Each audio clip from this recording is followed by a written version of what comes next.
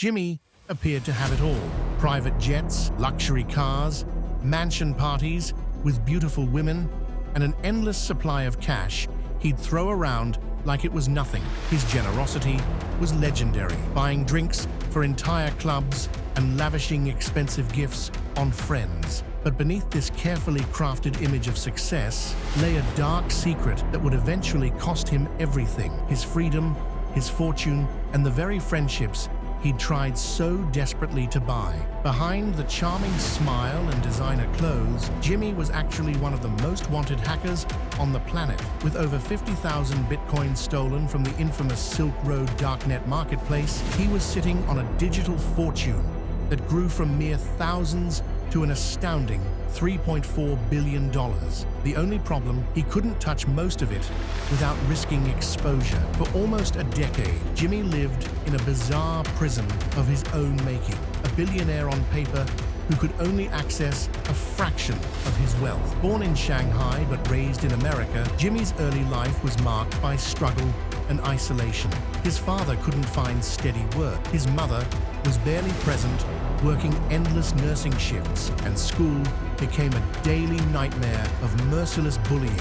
Taunted for his appearance and heritage, Jimmy retreated into the one place where none of that mattered: the internet. Online, nobody could see his face or judge his accent. His value came from his intelligence and skills, not his appearance. Within a few years, Jimmy had become an exceptional coder, finding genuine connection and purpose in the digital world. But despite excelling academically and eventually earning a scholarship to Georgia University, he remained profoundly lonely. When his parents divorced, there was no celebration for his achievements, no support system to fall back on. So Jimmy did what many would do. He packed up and left, determined to create a better life on his own terms. College introduced Jimmy to two new obsessions: alcohol and women. No longer the invisible kid, he threw himself into partying, determined to be seen and accepted. But there was one fundamental problem: he was broke.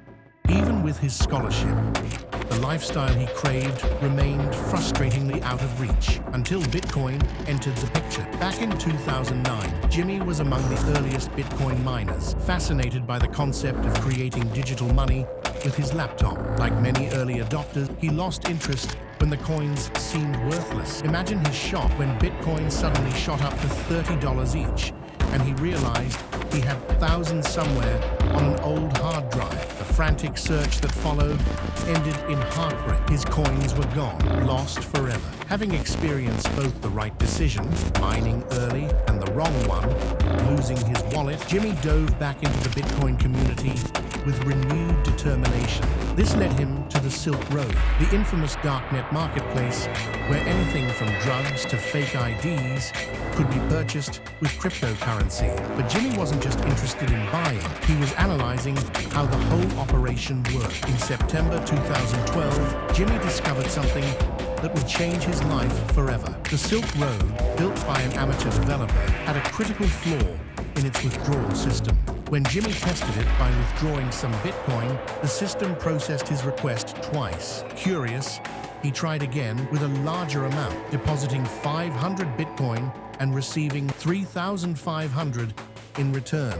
He'd stumbled on an infinite money glitch, but not in a video game. He was stealing from the notorious Dread Pirate Roberts, the Silk Road's founder, who would later be accused of hiring hitmen to eliminate enemies.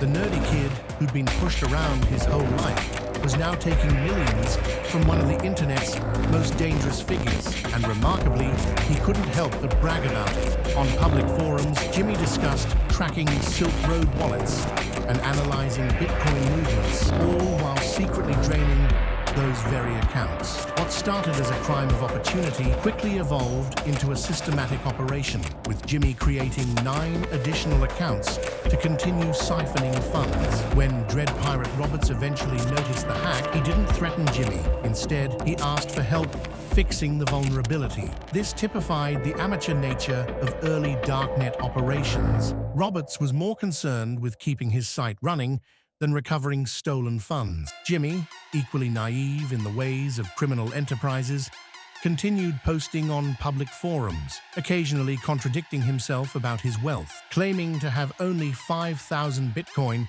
while knowing he had over 10 times that amount from the hack alone. Playing it somewhat smart, Jimmy didn't immediately touch the stolen coins. Instead, he lived off legitimately earned Bitcoin from his coding and gambling websites. As crypto prices rose between 2011 and 2014, these legal holdings made him a millionaire several times over, funding his transformation from social outcast to campus celebrity. The parties grew wilder, the spending more extravagant. All drinks on Jimmy, shopping sprees on Jimmy, private jets and mansion rentals put it on Jimmy's tab. Unsurprisingly, he was never short of so-called friends or female companions. But deep down, something was still missing. Despite having more money than he could reasonably spend from his legitimate earnings, Jimmy couldn't resist showing the world just how wealthy he truly was, even if he couldn't reveal the source of that wealth. This led to the creation of Loaded, an alternate forum identity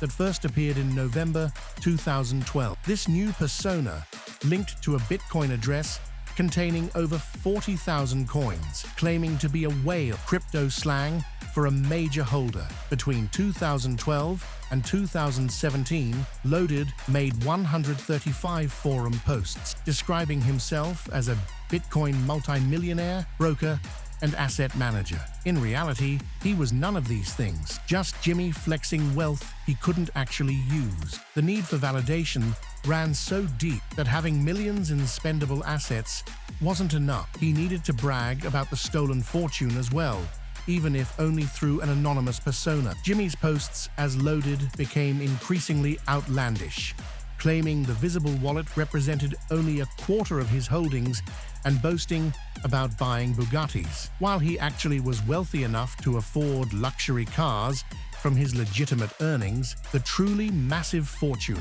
the one he bragged about anonymously, remained untouchable. Moving it to an exchange or converting it to real currency would create a paper trail leading directly to a federal prison cell. Loaded went suspiciously quiet in May 2013, just before the FBI seized the Silk Road and arrested Dread Pirate Roberts. When the forum account's wallet suddenly began moving funds immediately after the raid, users speculated about market panic. It was then that Jimmy, on his main account, made a crucial mistake, joking that maybe Loaded was the real Dread Pirate Roberts. This seemingly innocent comment would later be one more link in the chain of evidence against him.